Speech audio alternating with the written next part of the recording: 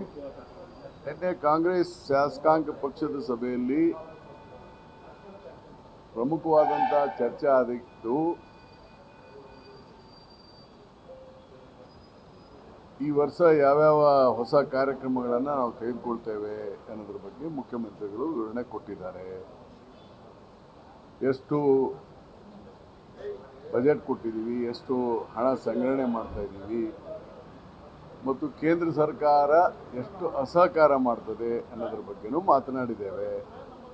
ಮತ್ತು ಅದರ ಬಗ್ಗೆ ಮತ್ತು ಪ್ರಮುಖವಾಗಿ ಇವತ್ತೇನು ಉತ್ತರ ಕರ್ನಾಟಕದ ಚರ್ಚೆ ನಡೀತಿದೆ ಅದರಲ್ಲಿ ಎಲ್ಲ ಶಾಸಕರು ಭಾಗವಹಿಸಬೇಕು, ಮಾಹಿತಿ ಇರುವಂಥ ಇವರು ಎಲ್ಲರೂ ಸರಿಯಾಗಿ ಮಾತನಾಡಬೇಕು. ಕೇಂದ್ರ ಸರ್ಕಾರದ ಅಸಹಕಾರದ ಬಗ್ಗೆ ಈಗ ನೋಡಿ, ಈಗ ಮಳೆ ಈ ವರ್ಷ ಜಾಸ್ತಿ ಆಗಿ ಫ್ಲಡ್ ಬಂದಿದೆ, ರೈತರಿಗೆ ನುಕ್ಸಾನ್ ಆಗಿದೆ, ಸರ್ಕಾರದ ಬಿಲ್ಡಿಂಗು ಭಾಳ ತೊಂದರೆ ಆಗಿದೆ. ಇವಕ್ಕೆಲ್ಲ ಹೆಚ್ಚಿನ ಹಣ ಕೊಡಬೇಕು. ಅದ್ರ ಬಗ್ಗೆ ಮೆಮೊರಂಡಮ್ ಕೊಟ್ಟಿದ್ದೇವೆ, ಕೊಟ್ಟಿಲ್ಲ, ಅದ್ರ ಬಗ್ಗೆ ಮಾತನಾಡಿ ಅಂತ ಹೇಳಿದ್ದಾರೆ.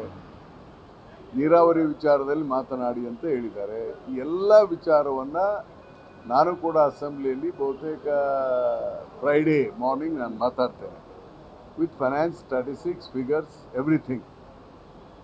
ಆಮೇಲೆ ಗ್ಯಾರಂಟಿ ಸ್ಕೀಮ್ ಬಗ್ಗೆ ಯಾರೂ ವಿರೋಧ ಮಾಡಿಲ್ಲ. ಭಾಳ ತಪ್ಪು ಮಾಹಿತಿ ಬರ್ತದೆ.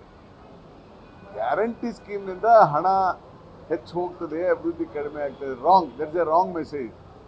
ಗ್ಯಾರಂಟಿ ಸ್ಕೀಮ್ನಿಂದ ನಮಗೆ ಹಣ ಅಲ್ಲ, total subsidy itself is 1,02,000 crores. ಎಲ್ಲರೂ ಗ್ಯಾರಂಟಿ ಗ್ಯಾರಂಟಿ ಗ್ಯಾರಂಟಿ ಅಂತಾರೆ.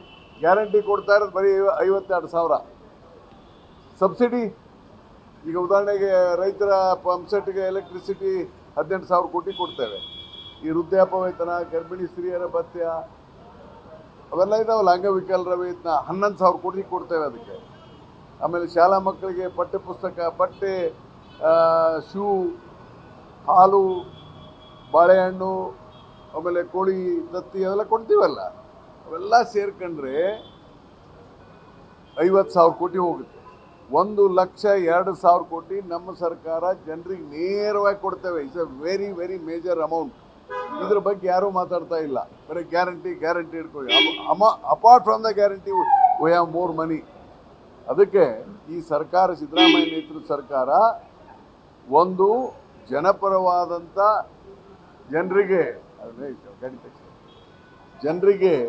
ಇವತ್ತು ಸಾಕಷ್ಟು ನೇರವಾದಂಥ ಸೌಲಭ್ಯವನ್ನು ಕೊಡ್ತಾ ಇದ್ದೇವೆ. ಹಣದ ಕೊರತೆ ಇಲ್ಲ. ಆದರೆ ಒಂದು ಐ ರಿಕ್ವೆಸ್ಟ್, ಸರ್ಕಾರದಲ್ಲಿ ಯಾವುದೇ ಹಣದ ಕೊರತೆ ಇಲ್ಲ. ಏನಾಗಿದೆ, ಅಪಪ್ರಚಾರವನ್ನು BJP ಅವರು ಮಾಡ್ತಾ ಇದ್ದಾರೆ. ಇವತ್ತು ತೆರಿಗೆ ಸಂಗ್ರಹ ನಾವು ಎಕ್ಸೈಸ್ನಿಂದ 40,000 ಕೋಟಿ ಇಟ್ಟಿದ್ವಿ ಸಾರಿ ಮಾಡಬೇಕಂತ.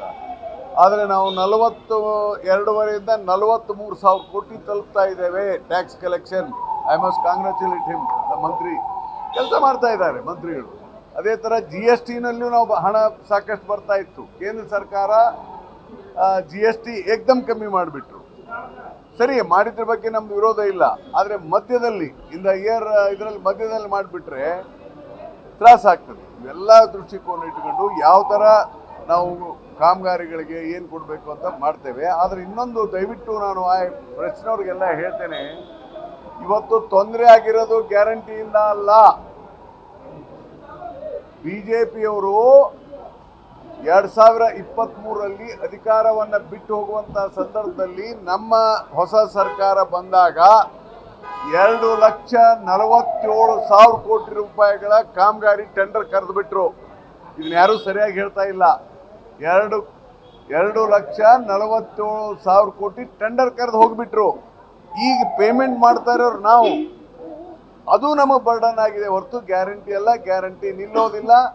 ನಮ್ಮದು ಸಿದ್ದರಾಮಯ್ಯ ಅವರು ಒಳ್ಳೆಯ ಮುಖ್ಯಮಂತ್ರಿ ಇದ್ದಾರೆ, ಒಳ್ಳೆಯ ಹಣಕಾಸು ಮಂತ್ರಿಗಳಿದ್ದಾರೆ. ನಾನು ಆರ್ಥಿಕ ಸಲಹೆಗಾರ ಇದ್ದೇನೆ, ನನಗೆಲ್ಲ ಗೊತ್ತಿದೆ. ಈ ವರ್ಷ 4,09,000 ಕೋಟಿ ಬಜೆಟ್ ಕೊಟ್ಟಿದ್ದೇವೆ.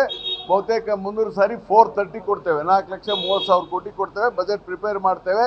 ಒಳ್ಳೆಯ ಸರ್ಕಾರ ಇನ್ನು 2.5 ವರ್ಷ ಸಿದ್ದರಾಮಯ್ಯ ನೇತೃತ್ವದಲ್ಲಿ ಮಾಡ್ತೇವೆ. ನೋಡಿ, ದಟ್ ಇಸ್ ಆಲ್ ನಾನ್ಸೆನ್ಸ್. ಯಾರೇ ಅವ್ರು ಕರ್ಕೊಂಬರ್ರಿ, ಅವ್ರನ್ನ ಹೇಳಿದವರು 1 ತಿಂಗಳ ಲೇಟ್ ಆಗಿರ್ಬೋದು. ಈಗ ಗೃಹಲಕ್ಷ್ಮಿ, ಈಗ GST ನೋಡಿ, GST ಹಣ ಬಂದ್ರೆ ತಾನೇ ನಾವು ಕೊಡೋದು. ಕೇಂದ್ರ ಸರ್ಕಾರಕ್ಕೆ GST ಹೋಗ್ತದೆ. ದಯವಿಟ್ಟು ಅರ್ಥ ಮಾಡ್ರಿ. Please, you are a press friends, ದಯವಿಟ್ಟು ಅರ್ಥ ಮಾಡಿ. ಯಾರೋ ಮಾತಾಡ್ದಂಗೆ ನಾನು ಮಾತಾಡೋಕ್ಕಾಗುತ್ತಾ?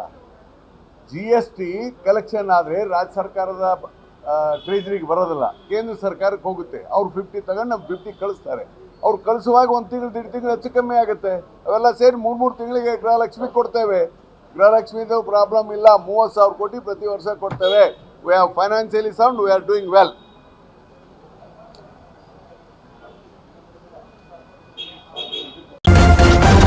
ನ್ಯೂಸ್ ಫಸ್ಟ್, ನಿರ್ಭೀತಿಯಿಂದ ನಿಮ್ಮ ಪರವಾಗಿ.